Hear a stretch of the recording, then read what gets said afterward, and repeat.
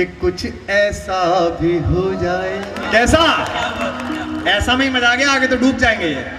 इलाही क्या ये बदायूं रेलखंड कम में काम चलाते। निगाह उठे तो सुबह हो, झुके तो शाम हो जाए, अगर तू मुस्कुरा बढ़ते तो कत्ले आम हो जाए। और इससे भी कम, निगाह उठे तो सुबह हो, झुके तो शाम हो जाए, अगर तू मुस्कुरा बढ़ते तो कत्ले आम हो जाए। जरूरत ही नहीं तुझको मेरी बाहों में आने की, जो ख्वाबों में ही आ जाए तो अपना काम हो जाए। क्या बात है, क्या बात। सब पंक्तियां पढ़ रहा हूँ, सुनिएगा। कि इलाही क्या ये मुमकिन है कि कुछ ऐसा भी हो जाए। अब जरा दांत कलेजे से मिले। मेरा मेहताब उसकी रात के आगोश में पिघले, मेरा मेहताब उसकी रात के आगोश में पिघले, मैं उसकी नींद में जागूं वो मुझ में घुल के सो जाए। मैं उसकी नींद में जागूं वो मुझ में घुल के सो जाए। मैं उसकी नींद में जागूं वो मुझ में घुल के सो जाए।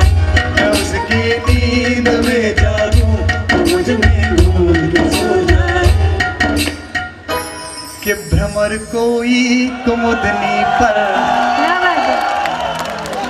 मचल बैठा तो भ्रमर। ओ क्या जमाना था देखो। आज की डेट में आपके लड़के को आपकी लड़की को प्यार हो जाए तो सबसे पहले आके वो पापा से कहता है dad I am in love you know what a feeling. और पहला वक्त क्या था, मोहल्ले के बाहर खड़े, उधर देख रहे हैं, उधर से ताऊ जी गुजरे, क्या देख रहा है? कबूतर। अच्छा देख कबूतरी रहा था, पर ये भी हिम्मत नहीं होती कि ये कहते कबूतरी देख रहा था, वरना हाथ निवेदन करता हूं, सुनिएगा, कोशिश करते हैं उसी तरह से पहुंचने की। कि जहां हर दिन सिसकना है, वो तो सुनाऊंगा ही, रुको। कि जहां वो सुनाऊंगा कि जहां हर दिन सिसकना है, जहां हर रात गाना है। मैं चाचा जी से इस बात पे नाराज भी बहुत रहा। उन्होंने खुद के शरीर का बहुत नुकसान किया। रोज कभी सम्मेलन, आज यहाँ आज यहाँ आज यहाँ। अगर वो थोड़ा खुद को बचा के रखते तो ज्यादा वक्त तक हम उन्हें देख सकते थे, ज्यादा वक्त तक हम उन्हें सुन सकते थे, मोहब्बत कर सकते थे। मैंने उस जमाने में जब मैं 15-15, 16-16 रात उनके साथ रहता था, यहाँ का कवि सम्मेलन, वहां का कवि सम्मेलन, बेटा कुमार एक देशी पान लेकर आओ, मैं सुनाता हूँ। कि जहां हर दिन सिसकना है, जहां हर रात गाना है। जिन लोगों ने उर्मिलेश जी को देखा है, बहुत कम लोगों ने जिन्होंने नहीं देखा, क्या व्यक्तित्व लगता था आपको मंत्री जी। हमें याद है कि ट्रेन में हम एक बदमाशी करते थे। कई बार जब हमें टिकट नहीं मिलता था, रिजर्वेशन नहीं मिलता था, तो हम और आशीष ट्रेन में घुस के टीटी से कहते थे, वो विधायक जी खड़े हैं, सीट का इंतजाम कराओ। वो मुझसे कहते थे, कितने दुष्ट हो तुम, नीच आदमी, मुझसे झूठ बुलवा रहे हो। मैंने कहा आपसे क्या बुलवा रहे हैं, आपसे कह रहे हैं कि आप सच मत बोलना बस। मैंने कहा वो आके टीटी आपको विधायक जी आके नमस्ते करे तो आप मुंह में पान रख लेना। बोले अच्छा रहने तो, पहले रजनीगंधा 00 निकाल ले जरा।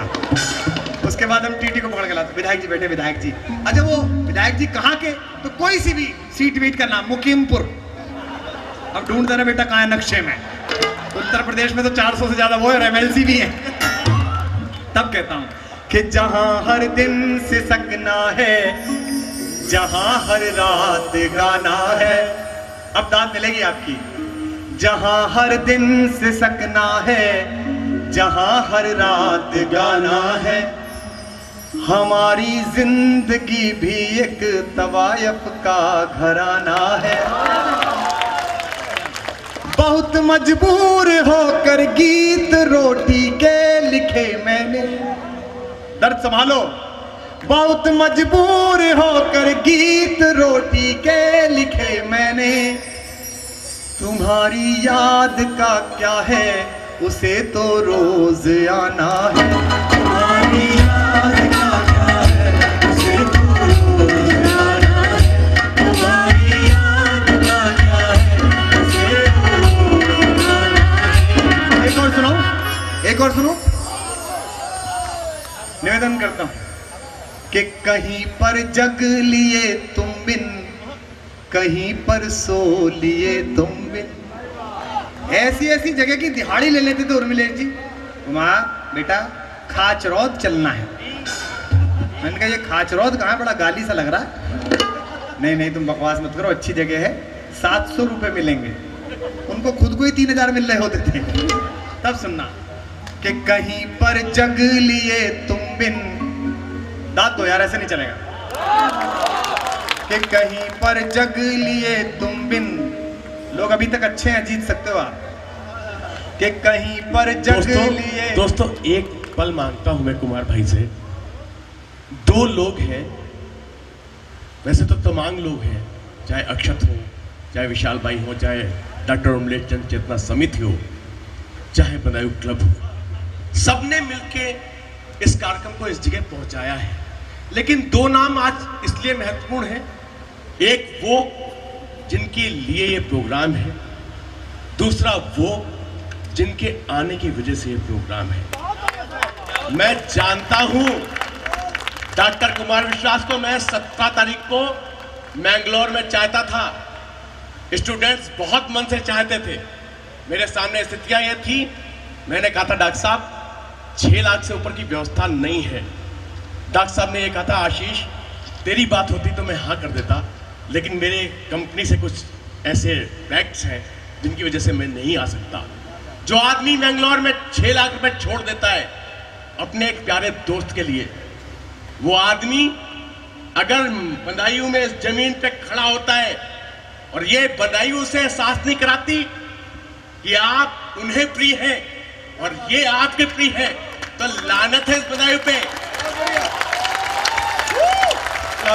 एक बार आगे से लेके पूरा सदन हाथ हवा में खड़े करे, एक एक आदमी डॉक्टर कुमार विश्वास को यह एहसास कराए कि नहीं आपने हमारे गुरु के साथ जिया है, हमारे उमलेश जी के साथ जिया है, तो हम पूरी रात आपके साथ जीना चाहते हैं। मैं चाहता हूं एक एक हाथ यहां से लेकर वहां तक एक एक हाथ खड़ा होके। थैंक यू, बहुत बहुत आभार डॉक्टर साहब। कहीं पर जग लिए तुम बिन, अब शायरी सुनो। कि कहीं पर जग लिए तुम बिन, कहीं पर सो लिए तुम बिन। दांत आपकी खुल के आए वहां। अगली लाइन सुनिए।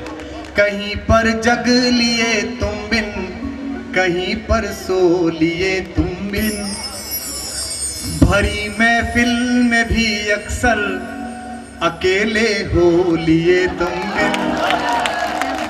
भरी महफिल में भी अक्सर अकेले हो लिए तुम बिन। चैनल कहता है कि मैं सबसे ज्यादा टैक्स देता हूं, मैं अपनी गरीबी पढ़ रहा हूं 2 लाइन में उमलेश जी के घर में, सुनिएगा। भरी महफिल में भी अक्सर अकेले हो लिए तुम बिन।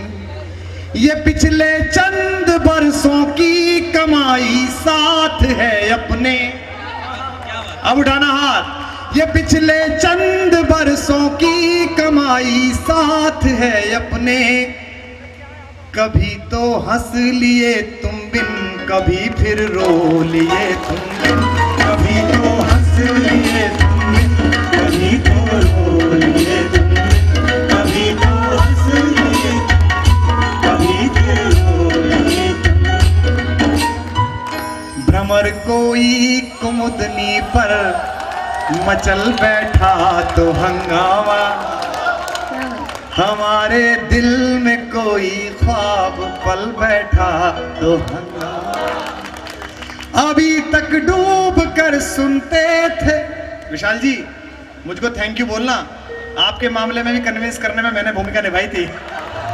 अभी तक डूब कर सुनते थे सब किस्सा मोहब्बत का।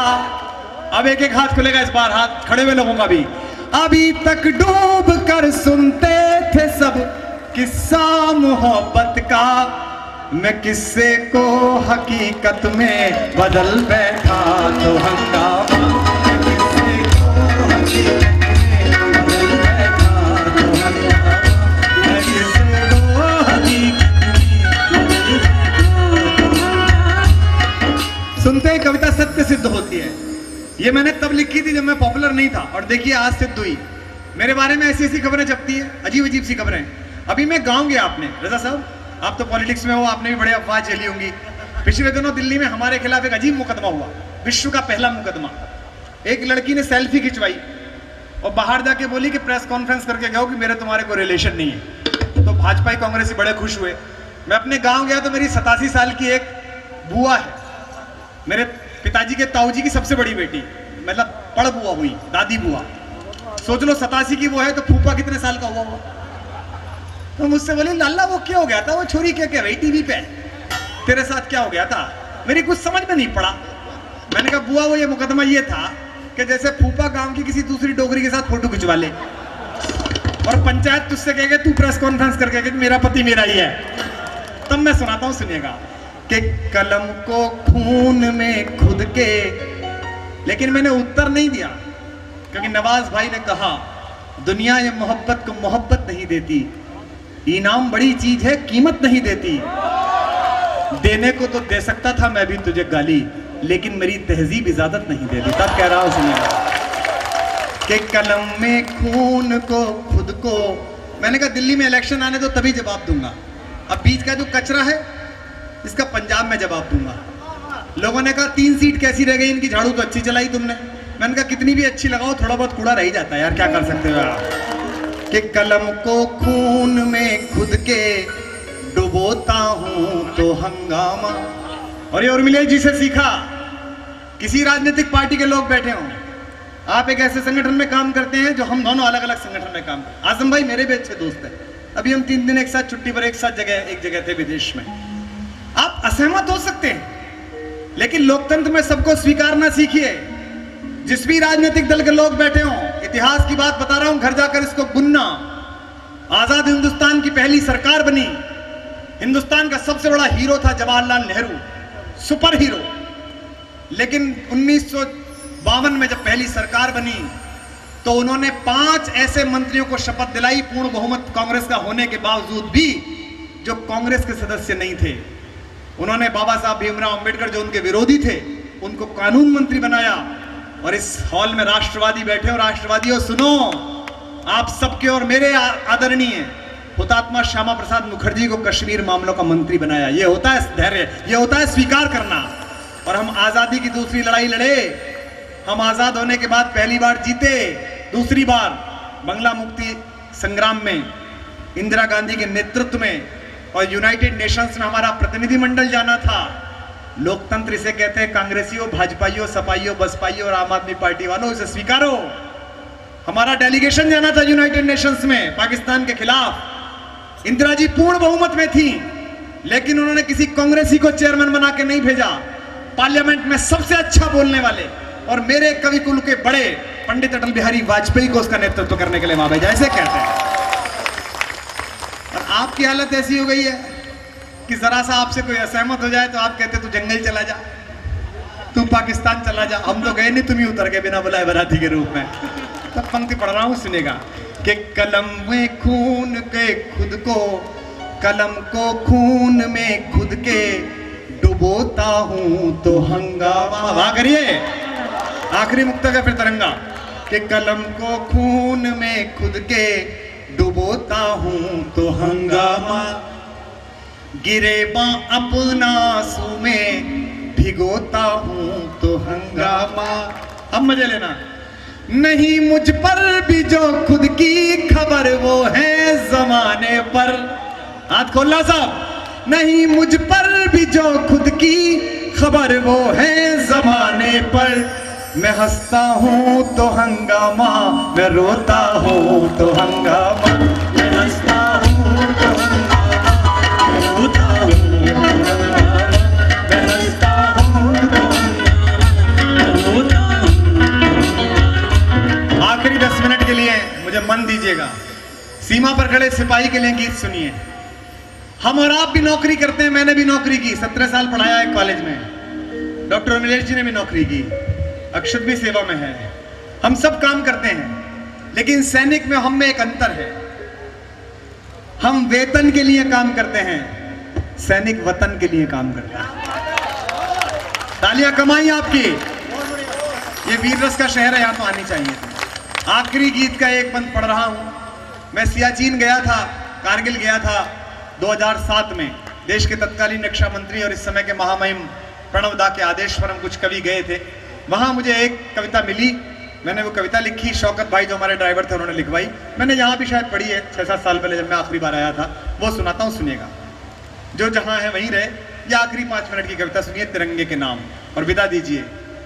एक बात और भी ध्यान रखिए, 3 घंटे पूरी दुनिया में ऐसा कोई काम नहीं है जो एक ही आदमी एक ही जबान के साथ करता हो। ये केवल हिंदी की कविता करती है जो इस मंच पर हो रहा है, और कहीं नहीं होता है। 200 करोड़ रुपए लगाकर 300 लोग 400 दिन शूटिंग करके एक फिल्म बनाते हैं 2 घंटे की। Happy new year. 15 देशों की पुलिस ढूंढ रही है, मैं भी ढूंढ रहा हूँ, 700 रुपए वापस कर। ये केवल हिंदी का चमत्कार है और मिलेश जी का जादू है। तब पढ़ रहा हूँ, सुनिएगा, निवेदन करता हूँ। सीमा पर खड़ा सैनिक क्या मांगता है कि शोहरत न अता करना मौला। वहां करिए, शोहरत न अता करना मौला, दौलत न अता करना मौला। तुम्हारे 10 लाख रुपए के लिए कोई शहीद नहीं होता जिले सुबानी। जो तुम 10 लाख रुपए देते हो उसके लिए कोई शहीद नहीं होता। उर्मिलेश जी के एक तीसरे बहुत प्रिय बेटे, एक बहुत प्रिय शिष्य विनीत ने अच्छी बात लिखी। जब एक मंत्री ने कहा कि शहीद सैनिकों की विधवाओं से क्या मिलना, 10-10 लाख दे तो दिए। तो विनीत ने चुनौती देते हुए कहा, विनीत अलवर में जहां सो रहा हो उसे अपनी तालियों से याद दिलाना कि हमने उसे उर्मिलेश जी के मंच पर याद किया। विनीत ने कहा, तुमने 10-10 लाख दिए हैं वीरों की विधवाओं को, यानी कीमत लौटा दी है वीर प्रसूता माओ को। लो, मैं 20 लाख देता हूं तुम किस्मत के हेठों को। हिम्मत है तो मंत्री लड़ने भेजें अपने बेटों को।